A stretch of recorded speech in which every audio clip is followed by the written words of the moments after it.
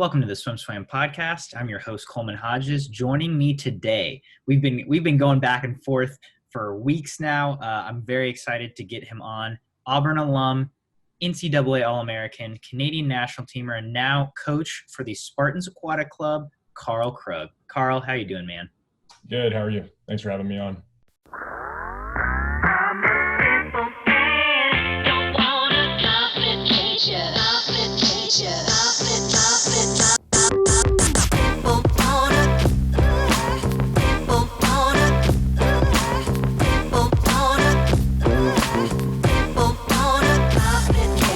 Like I said, I've been trying to get you on for a while, mostly because the Spartans Aquatic Club was the first team to have a legitimate sanctioned USA swimming meet. You had the first one post quarantine, and so that's the main reason we wanted to get you on, because I know that couldn't have been an easy process. I know everyone's stepping on eggshells right now. So there's so much uncertainty, especially at every level, but at the club level, it comes with its own set of issues and bag of tricks. And so tell me about the process that Spartans has gone through. I guess, how did you guys get to the point where you could even feel comfortable hosting a meet? Yeah. So like you said, stress, it really added to that component, and which with that came, just being really aware of the situations around us, being very conscientious of, personal feelings and all that stuff, how comfortable a parent's going to feel going into a meet. So we really took all those things into account because we didn't have spectators. So that was new for our parents. So it was like, guys, you got to trust us. It's going to be like a practice, but the times are going to count, stuff like that. So when we first came back from quarantine, second week in May, we really hammered home, like, guys, this is not a joke. Like, this is serious. Like, you guys have to be 6-8 feet apart. So we just hammered all those things home, and, social distancing, being healthy, stuff like that. And, just being fair with everyone else, your lane mate and everything, it's not a joke. And everything. So we really did that the first couple of weeks. It wasn't about how many laps we can do, how long is our practice going to be. It's about doing things right, so we don't have to, remind and constantly, just blurt it out and just lose our voice every day. 6 feet, 6 feet, 6 feet. I mean, I need to get one of those easy buttons instead of saying that was easy. It's 6 feet apart, please. So that was kind of the joke for our coaching staff. But yeah, they did it really well. The first couple of days was stressful. It was new for the kids because they're coming out from, hibernation in their house or whatever to swim practice. It's like, guys, hey, this is how we have to do things from now on. They came in their suits, they came prepared for everything. They had numbers assigned, around our entire building. So after the first couple of days, it was pretty easy. So that meet environment wasn't as stressful as it could have been if it was just like 1 week. They've been doing it for 8-9 weeks at that point. So yeah. So you guys were able to get back in the water early May. You had the meet, like you said, 8-9 weeks. You had the meet. I think it was like the second week of July. Tell me what the numbers were like in terms of how many swimmers per session. What went into kind of having that meet, and again, what precautions did you really have to? I guess. Were there any additional precautions you had to take when having that actual meet, just compared to your normal practice? Right. So we do have a safety protocols video on YouTube, and all of our parents are watching it, kids, all that other stuff. And we put it out there for other people to kind of take some ideas from. And, that was on our live stream for other people to see. And we were only having 50 swimmers per session. So we only had, I want to say 142 in the meet, I believe, total. So it was about 3 sessions. And we had to really break it up, breaks and, all that other stuff. But the only other safety precaution that we really took seriously, since we did have officials on deck and, they're a little bit older, they're in that, that category of at risk, was everyone was going to wear a mask and all that other stuff. So that was the only other safety precaution that we took forward from what we do every single day. So it wasn't that new. The only new part was introducing some parents, to time, and that was it in the officials. No hospitality, no, bare bones as it could get. Structured warm up and everything. And I did find out after probably like the first two events, whenever a kid would swim, that whole heat would do like a 75 or 125 easy and exit at the other side. So they're never, crossing paths with the next heat or timers or anything like that. Uh-huh. But some people would swim slower than others. So we'd be sitting there for like 5 minutes. So it's like the natatorium would just be dead. It would be really, really like low energy. So we're like, you know what, we need to start playing a little bit of music, get them hyped up, stuff like that. Because, I felt bad for the kids, being locked in their house and everything, for so long, and then having to be controlled so much and everything. It was just a little depressing. I'm not going to lie, but, we really had to do as much as we could to keep them, hyped up and everything. So. Sure. Yeah. So it was about 50 kids, through 3 or 4 officials, spaced out, starter there, and then, all strategically placed. So it wasn't your normal meet. You walk wherever you want, go wherever you want. It was pretty well structured, which was a new learning curve for everyone. Officials included, coaches included. For everyone, but we did really well. I was really happy. No outbreaks, no nothing like that. So yeah. Oh my gosh. I can't imagine. You go to a normal swim meet at a normal pool and kids are just, running amok everywhere trying. I can imagine that there's a big learning curve there. Yeah. And it's very cool to hear that you guys were able to pull that off successfully. And the cool part for swim fans was that you guys had some really, really fast times. A lot of your swimmers, went personal bests.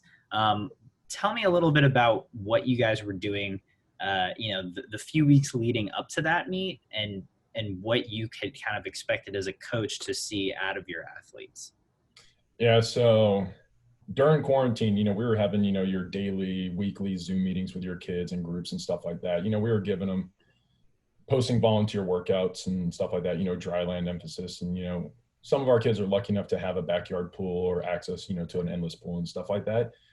But the majority of our team, we had to get creative, and me leading the entire coaching staff, I had to really emphasize some of that, guys, that we can't do anything about pools. We can't do anything. Let's try to make them as athletic as possible, still keep them in shape, athletically, get them on a bike, get them outside for, 30, 40 minutes if they're not in, a hot spot area where they can actually leave their house for a little bit and everything. So we really hammered that home with the kids, be like, hey guys, it's going to end at some point. Don't know when, but you just got to, really stay motivated. And the kids did really well, cause I hammered it home with them, guys. Like when we get back, you want to be able to say that you did something during those times, so it's not as bad coming back. Everyone knows what it's like to take a couple of weeks off, but we didn't know if it was going to be months, weeks. We had no idea. So we're like, hey guys, take 30, 40 minutes. That's all you need. You don't need to work out for 2-3 hours. So yeah, we really hammered that home with them. They did well. So we get back into it. May 14th, I think that date was our first day. And literally it was like, we had to structure the groups to where, there was less than 50 people in the building. So, we were running 13 hours straight. It was from 6:30 till, about 8:00 at night. I think we had an hour break from one of our post-grad groups, college group, into our little kids sessions. There was like an hour break the entire time. So we had to be really just clockwork, as a staff, and we had the kids, do a little bit of dry land activation, like they're normally doing, and then just details.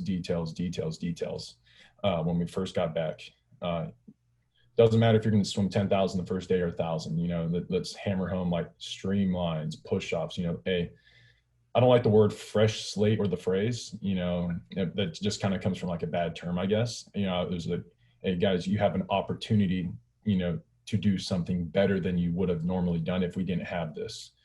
So I never really used the term fresh slate. and whatnot. So that's the way we used it. And some kids were better than some. And then some kids that I thought would be really, really good struggled, the first little bit, because we found out they were doing too much. We found out some kids were riding a bike for 2 to 3 hours a day, just with Okay. their friends and everything. So, they weren't as fit as we thought they would be. They were just so tired, from going to swim practice and then riding a bike for 2 or 3 hours. So we had to do some educational stuff on that. Yeah, hey, okay, we're back in swimming. You can back off the biking a little bit. You can back off on trying to run 10, 12 miles a day like your mom was telling you to do and stuff like that. So yeah, it was educational to say the least on, athletic side and the coaching side. Mm-hmm. Tell me a little bit about Spartans Aquatic Club. How big is the club? What are your groups look like? You mentioned a post-grad / collegiate group. Yep. So like, what are your top groups looking like and how big are those? So we're about 200 kids. So the last 2 seasons we've capped our team just because our pool, can't accommodate more realistically, unless you want to put 10, 12 kids in a lane, which we'll never do that. I don't have that philosophy. So each group has about, 35, 40 kids during the pandemic, because we're obviously trying to maximize time. Sure. So we had, during that we had 4 per lane, one on the wall, one at the flags each side. So 4 per lane. So we were able to accommodate 44 per group. We were running that 5 times. Some groups had, I think, like 38. It worked out to, we had about 170 that actually came back from the Mhm. lockdown and everything. So we didn't lose a lot. We still have a lot of parents that are still uncertain. And we've told them in emails and everything, hey, we always have a spot on the team for you. This is not your fault. There will be a spot for you. So we have our senior groups. We have 2 of those. We have our 2 main age group groups. And then we have we call them little Spartans and Spartans. That's our, developmental age, our 10 and unders. And I couldn't come up with any cooler names than for senior and age group. I mean, that's just the standard for all your clubs. Sure. But the little kids, the 10 hours, I mean, they love their group names and everything. So that's really cool. So yeah, we have 6 total groups. And our developmental is about 25, I believe, 30. And then, our age group team is about 35 per group. And then, we jump up to, 35 and 40. Gotcha. So, And so leading into this meet, yeah. The first meet you guys had, what were your thoughts on kind of how these athletes were going to respond to actually racing for the first time? Yeah. So I knew some of them would swim really fast because how they were doing in training. Mm-hmm. Obviously, and then I got some surprises like out of nowhere, like, wow, you did not look good in practice and you just swam super fast. But that's just swimming these days. You've got your racers that I think, is it Oliver Leroy? He puts out those what type of swimmer you are and stuff like that. I mean, Right. we've got some of those that are just racers, and they practice terribly. Then you've got your kids that train really, really well but don't race very well. And then you've got your well-rounded athlete, trains well, races well. So yeah, I was surprised with some, and and I just emphasized it with the kids leading up to the meet. Hey guys, you have to take advantage of every opportunity you're given, because we don't know what next week brings. We don't know when we're going to have our next meet. Because Georgia swimming was one of the first LSEs to start sanctioning meets, obviously.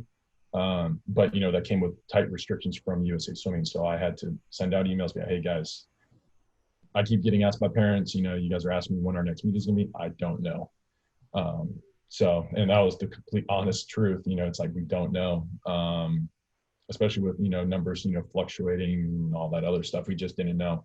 So that was my main point to, the staff to relay to their groups. Hey, you don't know when your next meet is going to be. Let's take advantage of it. And some kids did really well. Obviously, you guys did a bunch of articles on Peter. He was unsigned at that point. He's one of those kids that, took advantage of every race he had, along with a lot of our other kids.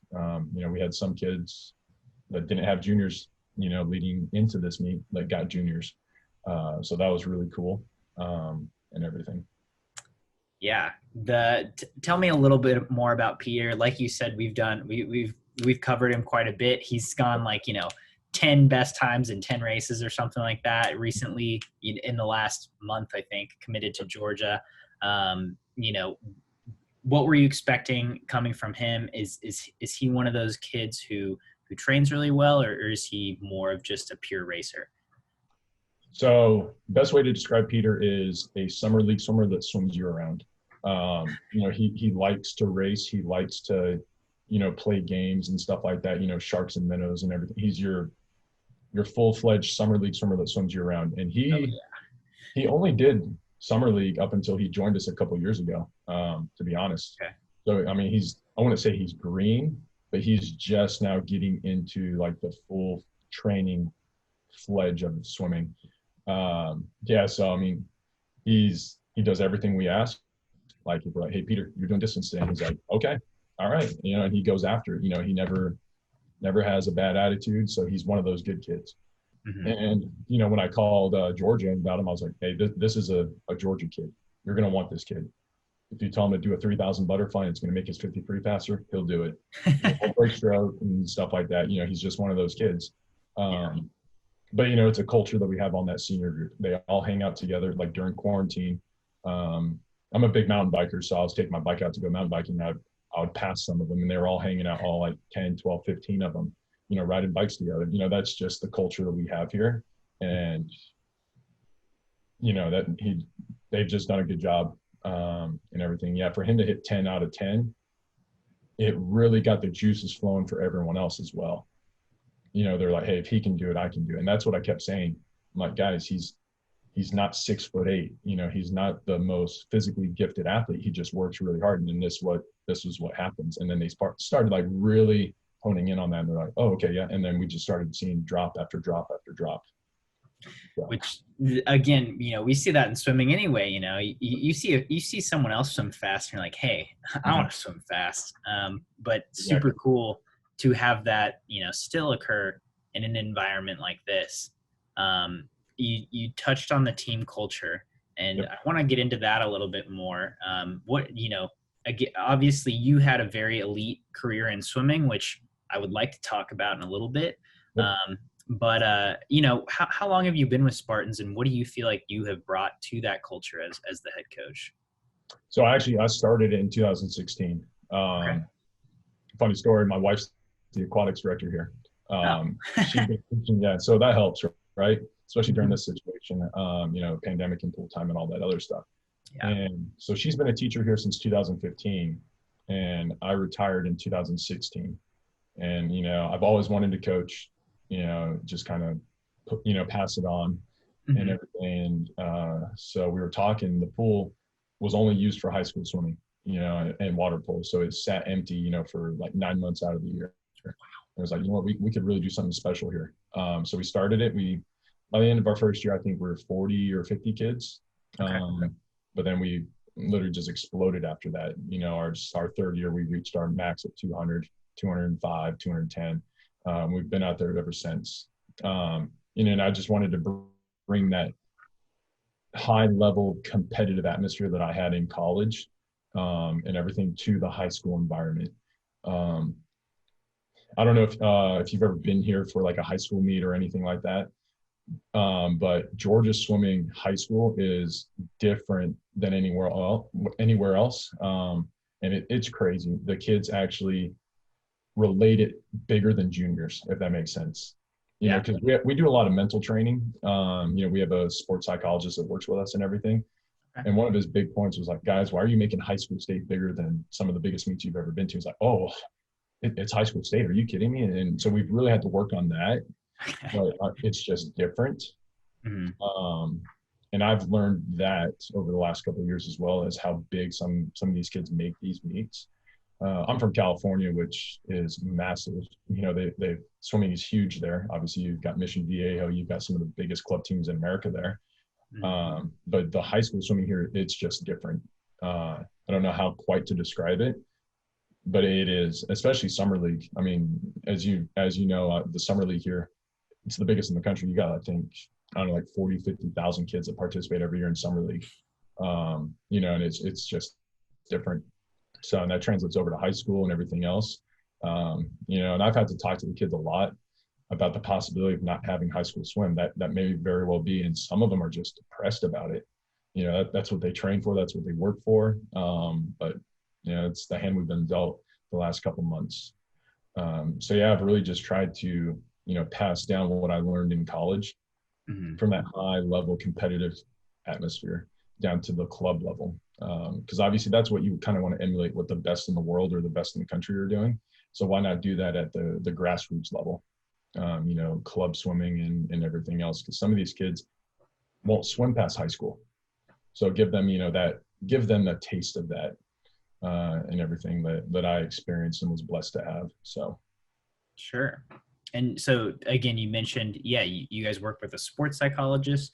Yep. What are, within you guys' training, especially in the top groups, what do you try to emulate in terms of that, high intensity, highly competitive college environment? Yeah. So we work with him, and then we also have our own weight room, weight coaches and stuff like that. And it's all really going down to quality, making every set count, every yard, every stroke. We like right now we took a break for 10 days or whatever, and we're just back. This is our first full week. So just detail oriented, just like you get in college, starts, turns, breakouts, and all that other stuff. And we've replaced, kind of like the longer sets and everything with, breakouts of groupings. So we have a lot of underwater stuff, cameras and everything will break out into smaller groups and, give them to a coach. Like, hey, you 10 are going to work, on open turns now, really, really fine tune everything. And I even tell the coaches back, hey, don't be afraid to take an extra 10 minutes to explain something or to really, draw it on the board, make sure they understand it. So we're doing it right. And we don't have to get to me and be like, yeah, my open turns are really bad. Can we work on it? It's like, we need to start that from day one. So like today, every Friday from now on, we're doing more breakout stuff. We're breaking down to 3 or 4 groups. And the kids, are really buying into it. And I really learned that in the summer because we had a 2-hour block for each group for seniors. But we never swam more than an hour and a half, which was, was I rolling the dice? Yes, absolutely. But, it's what we had and that's what we were able to do. And I was not only surprised, but it instilled in the, maybe we were swimming too much. Not us as a whole, but, I think just generally in America. Some programs do really well with a lot of yardage and a lot of time in the water, but, I've really learned that you don't need 2 hours, in the water. You don't need 2 hours to work on this. You don't need just make everything count. And last week we had a goal setting meeting and everything with all our kids, in our breakout groups and stuff. So we were, social distance and all that other stuff. But they're like, yeah, why are we only swimming for this amount of time? Like, why did we only swim for an hour and a half? Those were some of the questions they asked me. I was like, well, guys, if I told you we were going to do 10 100s or 8 100s, what are you more likely to do better? The one with less reps, right? Just naturally. And all the kids were like, well, yeah, that's a simple question. I'm like, well, yeah, now you need to look at that time-wise too. If I told you, hey, we're only going to swim for an hour and a half, I need an hour and a half of all focused, all out, whatever we're doing that day, just super focused. And the kids were like, oh, okay. And ever since we've had that meeting, like the last couple of days, like they've been on because I think they don't think it's going to be a drag anymore. Like some of them were used to and all that other stuff. And I was honest with them, like, hey, there's going to be some days that we swim, we'll swim a little bit longer, work on some aerobic stuff, aerobic capacity building. But, every day brings its own challenge and you need to be ready for that, whatever it is. So I think just taking that time to fully educate them on that, so they fully understand. It's not about just swimming up and down, it's about, just bringing the quality to it. And I think that's why we've had so much success, especially on relays and, state and stuff like that. We've really kind of took off. So. Yeah. And I think we're seeing more and more that philosophy taking off. Certainly in the last couple of years, talking to coaches, that more of shorter, more intense, more quality driven philosophy. I feel like that is kind of the wave of the future in terms of swimming and Yep. how we're going to see success at the highest level. Mhm. Again, sometimes you do yardage, sometimes you need to just go back and forth, but I think Mhm. throwing some good quality in there, I think is going to help a lot. So Yeah, it's very cool to hear. yeah, we only swam Monday through Friday. We didn't swim on weekends just because, Okay. as a staff, we sat down just because. I mean, some of us were here for 13 hours. It's like you can't sustain that. Not only that, but we wanted that weekend because we were recommended by the CDC and the Department of Public Health. Like, if you do have a case, it's on your side if you have 72 hours, of exposure, because then you don't have, you don't have to do as much quarantining and all that other stuff. So that was in our plan as well, Mm-hmm. to not do Saturdays and Sundays, because then it just opens up, to further, um, case possibility or whatever you want to call it. So we put that in our plan as well, but then also to the fact of we really didn't have anything to swim for. Like, there was no states, there was no juniors, there was no Olympic trials. So it's like, guys, let's not really push it, Yeah. because we it's all unknown. And it gave parents, that opportunity to take that, last minute, weekend vacation, or, just have more family time. Mm-hmm. So it worked out, it was a win-win for everybody, the staff, the swimmers. And I mean, I talk to my wife about it all the time, like, do we really need Saturdays? Like, do we really need to go back to that? And I don't think there is a yes or no until, there's, like you said, more and more teams doing it. And I think we're willing and able to test it out. But we are going to bring back Saturdays, just for like a quality racing day and stuff like that. But then also give kids opportunities, like if they can't make a Friday practice, they can make Saturdays. Mm-hmm. And I've been honest with my kids, like if high school football does come back, if there is those events and you can hang out with your friends, go ahead and do it safely, obviously, but let the kids be kids. You're going to get more out of them if they are excited to come back to practice. And every parent that asked me, like, hey, what's your philosophy and everything, I was like, I want the kids to have fun and come back. I don't want you to drag them back. So that's really been a point from our youngest 4-year-olds all the way up to 18. Like, I want you guys to want to come to practice. That's the only way you're going to get better. That's the only way we're going to get better as a whole. And that we've really instilled that in the culture. Like, we're not afraid to take it back, have some fun, especially during like high level testing days. We don't do a whole lot of yardage. We don't do a whole lot of hard work during like the high level testing and everything, just because the kids are totally shot. Mm-hmm. They got 3-4 tests. They've been up till 2 a.m. studying. So we're not afraid to, hey, just dial back, work on some technique, and everything. And it's worked out for us. Yeah.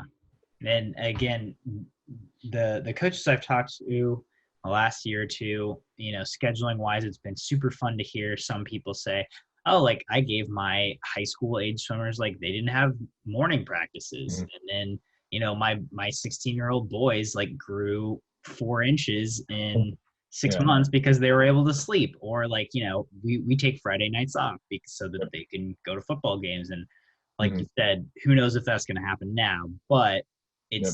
it's definitely fun to see people play around uh, with that typical schedule that we're used to seeing swimmers have of practice 6 days a week, eight to Yep. 10 practices a week, and Mhm. yeah, maybe we can do it differently, and I think that's fun for everyone. I mean, Gregory Palatanerio, or the distance runner from Italy, I mean, Yeah, perfect, yeah. almost broke the world record in the mile, the event you need the most training on. But from Italy, one of the hardest hit countries of COVID-19, and was able to swim that fast in the mile with, I mean, how many weeks of training did he have? Not much. Not much. I mean, so it really makes you think and go back, not second guess, but look at what else you can do. And Greg Meehan has said it best. He's like, there's a million ways to coach, and I'm just doing one of them. And I mean, that is absolutely 100% true. Uh, so, Yeah. And it's cool to see that, one positive coming from this COVID pandemic might be more people having to deal with the situation in their own different circumstances, but yep. again, finding things that work for them outside of this circumstance. Yeah, absolutely. I mean, take advantage of every opportunity you're given. I mean, honestly. So, Yeah. All right. So let's get into your background a little bit. I've never gotten to talk to you about your career. You mentioned you wanted to bring that collegiate culture to this club team that you had what during your time at Auburn. What First of all, what led you to Auburn? So, like I said, I'm from California. Everyone thought I was going to USC or Cal, but when I went to Auburn on my trip, Richard Crick and Brett Hawk were recruiting me. My dad went out with me. I'd never been to Alabama before. I didn't know what to expect, and I went to a football game, and I was just blown away. Just not the people, but like the culture of the town. It was just different because I'm from a big city in California, and just fast-paced life, like literally everyone going literally 150 miles an hour. Got to Alabama, people are just laid back, nice. It was different. And my dad was like, "Well, what'd you think?" I was like, "Dad, I loved it." So, ever since then, I knew I was going to go to Auburn. Um, right, even before I left. And it wasn't just because, they were a sprinting powerhouse. They were the best in the country at that time. I think it came down to, the coaching staff and the town in general. And I had the same mindset of, if swimming was to disappear, can I stay in Auburn to finish up school or live there? And, that was one of the questions I said yes to. And that's what I pass on to my kids. Hey guys, swimming will end. We know that more than ever now with, college teams getting cut left and right. Can you stay at that school if there was no swimming? And that's what I tell them, to look at. And that's what my dad told me from when I was like 15 or 16 years old. You got to be able to live there. Because he went to college at Washington State in Pullman, Washington, and which is not a big town, kind of a Farmville town type thing. And, that's what he's like. I want you to make the decision based off if you don't have sports, can you continue going there? And you're not going from one school to the next, one town, one state, whatever. You can stay rooted there because that's going to lead you to success and everything. So, yeah, ever since then, before I even got on the plane to come home, I was like, Dad, I'm coming here. It's like, whoa, hold on a second. Let's finish up your trip to USC and see if you want to go there. So, Yeah. That's always a really cool feeling of going to a place and saying, yeah, this is it. mm-hmm. I know it. Yep. And so once you get to Auburn, what surprised you about the culture of the swim team itself? So I was given a set to do from my club coach. He was like, "Yeah, you got to swim for an hour, whatever you need to do." And I just remember watching Cesar Cielo come in. This was before he won gold, but I knew who he was and everything. And like, he took the time to say hi to me and, just spend a couple minutes and just talk to me. So, that really just blew me away. That they were just willing to, take that little extra time. Yeah. Just to talk to me when I was literally just by myself and my dad was coaching me. And they just stopped for a few minutes, said hi, how you doing? And, I went out to lunch with them right after that. But that was probably one of the first things that really drew me.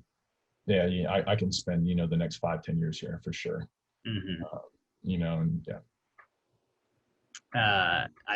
Yeah, pretty cool that you get to say hi to Cesar anytime you encounter him. Especially at that time when he hadn't won gold yet, but I think he was, breaking records left and right. He's the second dude to go at 18, I think, and he went, his record stood for a long time. Yep. So you get to Auburn and you become part of that swim team. Mm-hmm. What influenced you? What stood out to you about what made that culture special? So, Brett Hawk really, built that culture during that time. That high level of intensity. Whenever people talk about Auburn, they're known for sprinting and all that other stuff, obviously. But I think what really stood out during that time, especially my freshman year, was our weight trainer, PK, legendary, workouts and circuits and dry lands and everything. Not only that, but he also went in and he coached us in power, just short, high intensity bursts. And I think that's what really separated us and really had the competitive culture, competing with the guy right next to you, always wanting to win, on short 5, 6, 7, 8 second burst. And that was the defining moment for us, I believe, just that literally get down in the mud and fight, fight for that hundredth of a second, and whatnot. And that's what I try to bring here every single day. Like, guys, you have to compete. You got to want to win. And I don't tell the kids they have to win. I really don't emphasize, like coming first, just getting better, whether that's eighth place or dead last. As long as you're trying to get better, you're doing what I'm asking you to do. But I emphasize competing, because if you're not competing, you're not getting better. Competing with yourself, competing with the guy next to you, the girl next to you, whatever it is. So we do a lot of competition stuff, like we did at Auburn. We have Power X, Power Towers, all that other stuff. But we mix it up with games. Like I'll put our fastest kid, like Colton McGrady or Peter Saka or Kamal Muhammad, like, all right, guys, you're going to sit back for 5 seconds, and we're going to give this guy, a 5 second head start. We're just going to compete. And I just try to bring that every day. It keeps it fun. It mixes it up for them. And that's what we did at Auburn. I don't think we ever did the same set twice, unless it was heart rate sets, 3100s. We always did that set, but everything else, it was always different on power days. And that's what I try to bring here. So it's not boring or repetitive. That's what some of the kids are saying. Like, yeah, I get bored when we do the same thing all the time. I was like, well, that's why we don't, unless it's heart rate stuff. So Yeah, which makes sense. Yep. Did you have a favorite set at Auburn, or do you have a favorite story from when you were training or racing there that really sticks out to you? So I still use practices that we did at Auburn here, kind of thing. And I always tell the kid, yeah, oh yeah, we're about to do my favorite set, and it's always a different set. I think, especially as I got older, I think my favorite set was 3100s. Just holding best average. I was one of those sprinters that could, go a lot longer, than your typical drop dead sprinter. Now, as I got older and I got out of college, I could not do that, especially when I put on 20, 25 pounds. I couldn't do that anymore. But yeah, I think 3100s is my best, whatever variation you want to do, whether it's 3 sets of 10 or, 60, 50s, any variation of the 3100s is my favorite set. There's just so much you can do with it. You can do kick, pull, swim. And we do that a lot, but we always switch it up. We go through phases where, like a couple of days ago, we did sets of 8, just getting the kids, back into it, tracking times and descending and stuff like that. But yeah, that's probably my favorite set. If we're not doing racks, but I still hop in and do some racks here and there just because it's so fun to feel that powerful and almost pull it in. I remember, I think I was a freshman. Matt Target took me really under his wing. Okay. And actually, I was texting him before this interview. And I just remember, yeah, he would help me out every single day. And I remember when he pulled a rack into the pool, and just, you talk about competitiveness and explosiveness. It was him, Cesar, and Fred all in the same pool. Fred, I mean, you're talk about, speed. And I just remember him and Caesar were going back and forth. And I remember Target got so mad, and he literally ripped the whole thing into the water. I mean, it was unbelievable. But just going back to that, 3100's favorite set, unless it's racks. That's a pretty epic rack story. Yep. Especially when it was in the deep end, which was, I don't know, 15, 16. Oh my gosh. So, yep. No kidding. So, all right. So to wrap up this conversation, just moving forward for you guys, you mentioned it's your first, you just wrapped on your first week back, or you're about to, next couple months, what do you see for your team? How do you see yourself moving forward again with the uncertainty that we've got right now? Yeah, so we did take our break just for the sole fact of getting back into school. Here at our school, Greater Atlanta, they have the option to come in person or be virtual, which a lot of the public schools did not have that option. So we gave them that break to really, get used to what they have to do from now on. I didn't want them worrying about swimming, getting to practice, and all this other stuff. So from here on out, it's it's getting a little bit better every day, whether it's following directions a little bit better, getting better at details. And then looking forward to October, we're slated to have a couple meets, like one at the very beginning, one at the end. And then I'm pretty involved with the LSC, and we've been talking about, state championships and what is that going to look like? Are we doing it virtual? Are we going to try to do it, multiple sites, what have you? So I think it's just getting ready for those meets. But again, same thing that I hammer home with them every day. Take advantage, because you may only get one. You may get one race, you may get one meet. So really making sure that they're working on that every single day. And they've done well. They've done well with it, this past week. And I can't ask for anything more from them at that point. Yeah. So. Karl, thank you so much for coming on and sharing your insight with us. I'm really happy to hear that Spartans Aquatic Club is getting to do their thing and getting to train, and hopefully we'll keep seeing the exciting results from you guys. Yeah, absolutely. Thanks for having me on.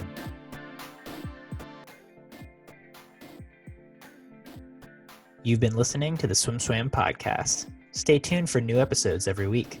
You can take SwimSwam podcast on the go by subscribing on your favorite podcast platform. Look for links in the description below, and be sure to subscribe to our YouTube channel for more videos as well.